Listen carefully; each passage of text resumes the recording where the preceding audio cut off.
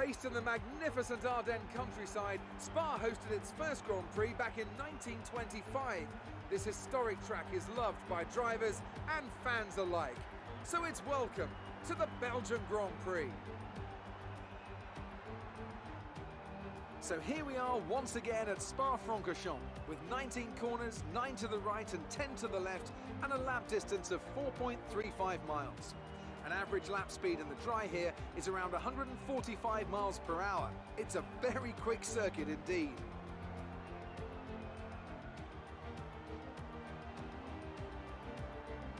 Joining me to talk you through the action today is Anthony Davidson. And give us an idea of what kind of thing you're going to be looking out for today.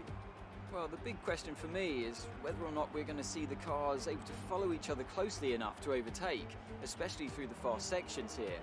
Of course, we've got DRS and that will help on the straights, but it's still no good if you're coming off the previous corner too slowly or too far behind. Well then, after an exciting qualifying session yesterday, let's take a look at how the cars line up.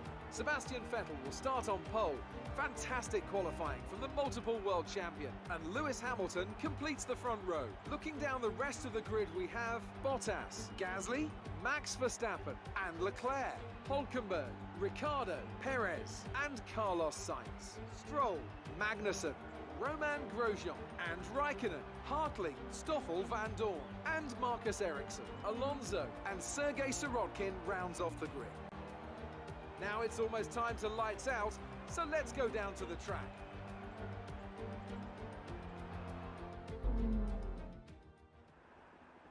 Okay, remember to brake early for turn 1 as the pack's gonna bunch up.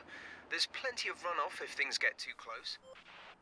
Hello everyone and welcome back guys to round 12 of our F1 2020 Charles Leclerc mod career mode, where today we're here back for the Belgian Grand Prix, my favourite track on the Formula 1 calendar, and it's always the way in any series I do on the Formula 1 games that once Hungary is over, you know, we get to Belgium, we get to Monza, a couple of brilliant circuits, so I sort of get hyped and start recording these videos a whole lot more frequently. But today though, heading into this Grand Prix, really looking forward to this. Qualifying didn't quite go the way I wanted.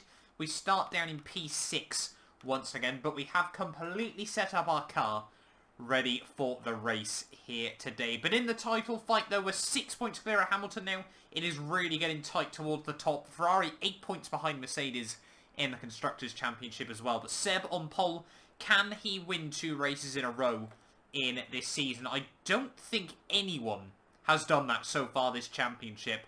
We've had, I think, 5 different winners now, if I'm not mistaken. Both Mercedes, both Ferraris, and Alex Albon inside 11 races. But no driver has won 2 in a row just yet. We're trying to chase down our first victory since, I think, the Canadian Grand Prix quite a few weeks ago. But anyway, jumping into this race then, let's dive into this thing. The Belgian Grand Prix, hopefully we can try and make a bit of a recovery drive from 6th on the grid. The 5 lights are coming on now, and it is going to be lights out, and away we go then. Not a very long hold at all, as we head down towards turn 1, and just like last time at Hungary, Ocon trying to look up the inside into turn 1. However, this time round, we don't get stuck behind a midfield car. We do hold on to P6 off the start of the Grand Prix as we head down in towards Rouge and Radion for the first time. You can see Seb still leading the way, but everyone behind him in the slipstream train. Can we try and apply some pressure to the Red Bulls? A lot slower down the straights. You can see they're 2 wide at the front. Bottas almost makes it 3. Albon, though, comes across to defend from us, and he's going to really help his teammate Verstappen out. Completely sits in the way of ourselves at the end of the Camel Straight there. But we have survived. We've got Ocon now trying to have a bit of a look. Oh, Verstappen much earlier on the brakes there than I was expecting. That's given us some front wing damage, and that was not what we needed at the start of this Grand Prix there. That might cost us a lot of time over these opening few laps. We had to try and brake late so Ocon couldn't dive us, but Verstappen just braking a little bit earlier than I was expecting there, so we might have to go for a bit of an alternate strategy here. See what the turning is like. Yeah, not quite what I'm after at the moment, so we might have to pit in on the end of lap 1 here, but get the front wing changed. But generally speaking, we seem to be better on the harder compounded tyres anyway in these Grand Prix. So if we get a few laps under our belt, and hopefully then try and hold on to position, or at least even potentially make up some places over the course of this race. But yeah, we're going to have to dive it in at the end of this lap. There is no way we're going to be able to go along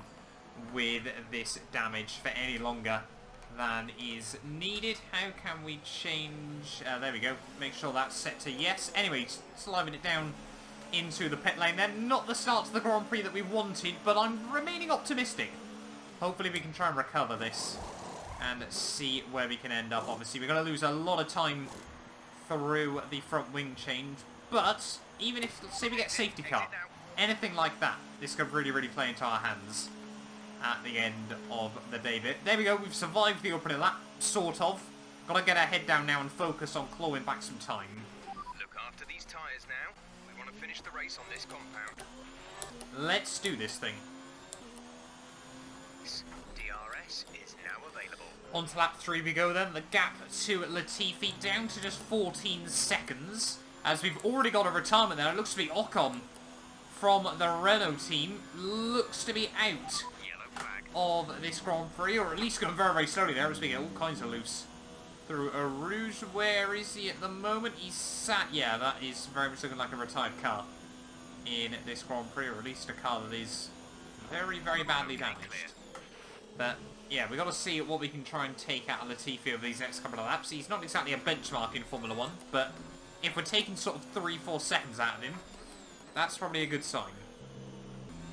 Oh, even more chaos then, and yellow flags going on. Seems to be a couple of cars in the wars. Stroll is one of them. We got a couple of retirements then. That is Gasly out of the Grand Prix. Is Stroll the same, or is it Ocon that's gone? I'm really not too sure. All seems to be kicking off at the start of this race, but we're up another spot. Stroll is out as well. Ocon, though, is still going, despite being almost a lap down already. I don't know what's happened to Ocon, but he refuses to give up just yet. How much time have we taken out of Latifi on that lap? 8 seconds. Fuel target is +1. Faster engine modes are available. Hopefully we're doing enough. It's all getting a bit crazy here at Spa. We've only just finished 3 laps. Coming towards the end of lap 4, you can see we've already pretty much closed up then to Nick Latifi here. We've still got Ocon going slowly just up the road, but we're starting to see the first few AI diving into the pit lane as well. Now, where is Ocon in this race? Oh my god, it's absolute chaos there, Latifi. I think now he's out of the Grand Prix as well. We got just Ocon sat going through Blanchimont there. 3 more cars dive into the pit lane. This is all kicking off all of a sudden here at the Belgian Grand Prix circuit. But where are we going to come out relative to the guys that we're actually battling with? We got Norris now just in front of us, up to P9. We're behind Perez though in this Grand Prix, so it clearly hasn't worked out as well as I would have liked it to so far. But look at the run we've got on Lando.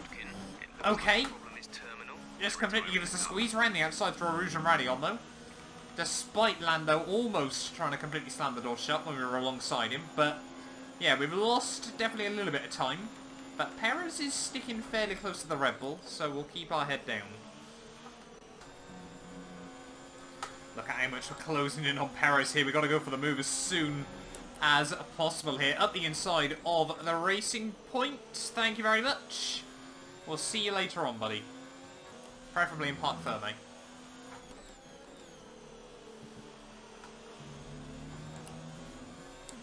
Seb is now also into the pit lane, so it's going to be interesting to see where we come out relative to him in this Grand Prix. However, obviously, we are going to have to try and drag these tyres right the way through to the very end of the Grand Prix. That was one thing I hadn't really accounted for at the start. Now, obviously, it's not very many laps around this circuit, but those laps are quite long at the end of the day. Funnily enough, Spa is still quite a long Formula 1 track.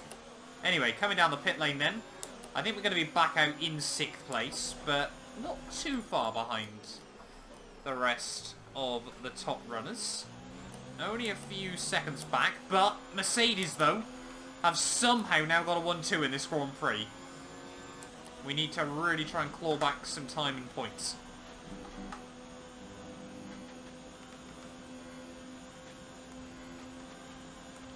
And we don't need Perez trying to apply the pressure either. Stay away, man. down in towards the final couple of corners then of lap 6. And like I was saying at the start, we seem to be more confident on these tyres. And it's fastest lap of the Grand Prix as well. Things you love to see. These tyres are finally starting to come to their own at the moment. We've taken a lot of time out of Albon. Maybe this race isn't just over. Jeff's just confirming as well, we don't need to worry about the wear. Things you love to hear. Can we potentially, I think we're a bit too far back to go for a run in Albon this time round. But we are certainly taking a lot of time out of him. Look how slow that Red Bull is down the straight. So we might not even need the DRS. And look, we're pretty much all over the back of him anyway at the end of the Kennel Straight. But we don't have much DRS to play with at the moment. So we need to try and keep it sensible at the moment and see. Once again, it looks like second half of these Grand Prix, we're going to have to try and carve our way through the front runners. In towards the Fanyard chicane, you can just see struggling a bit with the quick flicks of change in direction.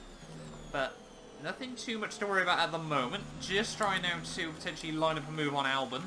Up in towards the bus stop. We get a good run through there. And yeah, that Red Bull is just got nothing down the straights. The top end speed is atrocious on that car. Around the outside we go. Before we've even got to Blanchimont, we're fully around the outside of Albon there. And that, I want to hike that move up, but it really just wasn't that difficult there. As you can see up the road though, Seb and one of the Mercedes in a bit of a battle. I'm not too sure which one it is. I'm hoping, for our championship's sake, that it is Hamilton. But I really don't know at the moment. Verstappen though is trying to close in. Let's see if we can try and get past Verstappen. Down in towards Eau Rouge. I don't think we might be close enough for some DRS this time round. I think we're a little bit closer than we were to Albon last time. If we do, it should be a fairly textbook move. We don't get the DRS, but look at the speed that we gain over the Red Bull. He's going to try and go defensive, but yet again, it is impressive. Oh, that's very, very aggressive in the end, but we made it work. Yellow flags out as well. I think, was that Verstappen? No, Albon seems to have made a mistake behind us. Okay, clear. But, yeah, at the moment, though, that Red Bull just seems to have nothing top end. As, yeah, not too sure what's happened to Albon. He now seems to be stuck with Perez somewhere. I think, is that our 5th retirement of the day? I think Albon's retired from the Grand Prix. That must be what's happened to him. Guessing that's a mechanical failure that's kicked off behind us. So it's all kicking off still here at Spa. It's turned into very much a race of attrition, but unfortunately for me, it is Bottas that Seb was fighting with, so Hamilton in the lead of this Grand Prix. Perez is out of the Grand Prix as well. What is happening here at Spa today? Crazy, crazy times, but 3 laps to go. We need to try and get past Bottas at the very least, and maybe my teammate Seb as well. Bottas and Seb side by side through the final chicane. Can we potentially close up even more to the pair of them here? I'll try and save the ERS where we can as well. We haven't got that much extra fuel either.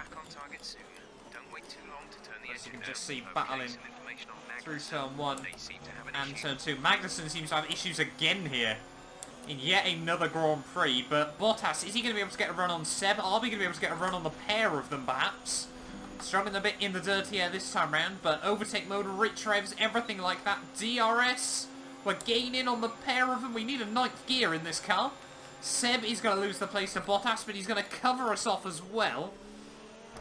Just park the bus through the chicane at the top of the hill, but we still got a couple more laps to go. Let's see if we can try and line up a move on one of them shortly.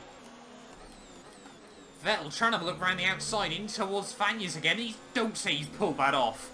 That is a worldly of a move from my teammate there, as we're just trying to keep hold of the back end at the moment. What a move by Sebastian. He has really come back to life in the last couple of rounds of this series, obviously. Perhaps it's because of the news in real life as to what's happened to Sebastian Vettel at the moment. But now we've potentially lined up a bit of a move on Bottas. Can't really go for a move in towards Blanchimont like that, but we might be able to have a look around the outside.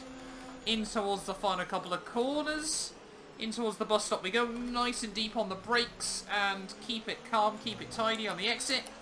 Well, I'm in a P3 of the Grand Prix. Now, can we potentially try and get past Seb, but Bottas, though, is coming back at us, down in towards turn 1. Send it on the brakes once again. Try and get the traction on the exit. And Bottas, though, trying to keep the nose there at the moment. We might be side by side As we head into a Rouge, we've got to give him the room. Oh my god! And we've been put into the wall. Are you alright? Engine off, engine off. And that is us out of the Belgian Grand Prix. What happened there? Between myself and Bottas, you can see a bit of contact on the way in. The back end just got loose. We clipped his wheel. Lucky actually not to rip the wheel off in the first impact. But there was no way we were going to be able to get out of that second one there as well. What on earth? That was a monumental crash between myself and Valtteri Bottas there. How can we go back? Right, let's have a look from a different camera angle. Any other... Here we go. That should be a bit of a better camera angle then. You can see coming down in towards Eau Rouge then. We're still ever so slightly in front. Bottas refuses to give up though. You can see we just clip his wheel, pirouetting, and unfortunately completely wallop the rear of tyre into the barrier there. But that is us out of the Belgian Grand Prix. Our first retirement of the season, and it couldn't have come at much a worse point in this championship there. Hamilton looks set to take the race victory. That is a big, big blow.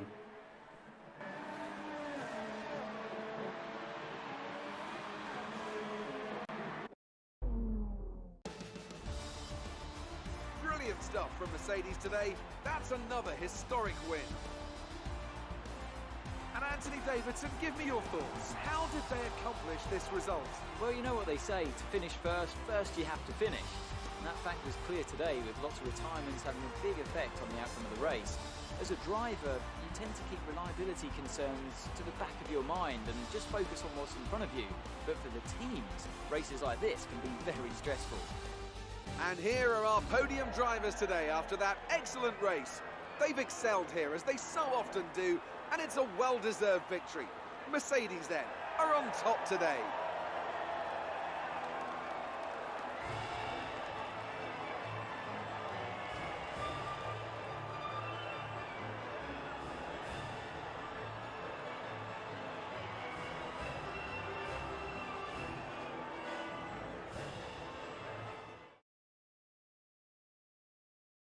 And now I'd like to ask you, Anthony Davidson, who was your driver of the day? Well, I think it has to be Fernando Alonso. He got the strategy spot on and consistently had the pace to come through as well. That's it for today's Grand Prix, and from Ant and I, it's goodbye, and see you again next time. So, a very, very disappointing result at the end of the Belgian Grand Prix. The Hamilton, our main title rival, takes home top honours with yet another race victory in this championship there. Seb, my teammate, does his best job in P2 at the end of the day. They're ahead of Bottas and Verstappen there. Daniel Ricciardo, a good day out in P5, ahead of Grosjean and Magnussen. They're a brilliant, brilliant team effort for Haas. Sainz in 8th, Kvyat in 9th, and George Russell once again picking up points for Williams. They're a fantastic job by him ahead of Giovinazzi, Lando Norris, Raikkonen there, and Ocon, the last of the finishers. 6 DNFs from this Grand Prix. Both racing points of Perez and Stroll. The AlphaTauri of Gasly, Latifi, Albon, and myself all not making it through to the end of the Belgian Grand Prix there. That is an absolutely heartbreaking result for the team as well there. In terms of the championship, I think genuinely for the first time this season, we now don't lead the way at the top of the standings. There are a 19-point deficit to Lewis Hamilton is what we need to try and recover over the next few weeks here. Vettel, though, jumps himself up into P4, once again back ahead of Alex Albon there. Any other swaps? You can see Kvyat now finally gets his first points on the board as well there to jump past Giovinazzi and Latifi, the only two people left to score in this championship. In the Constructors, though, that result also means AlphaTauri move back past Alfa Romeo there to be the top Alpha team in Formula 1. And we are now 30 points back from Mercedes as well. We need a good result in the next couple of rounds here if we want to try and recover. And, well, hopefully, if there's going to be one track that Ferrari get a good result at that can give us some forward momentum, it is going to be next time out at the Italian Grand Prix. You guys don't want to miss it. We will be back very, very soon where we head to Monza.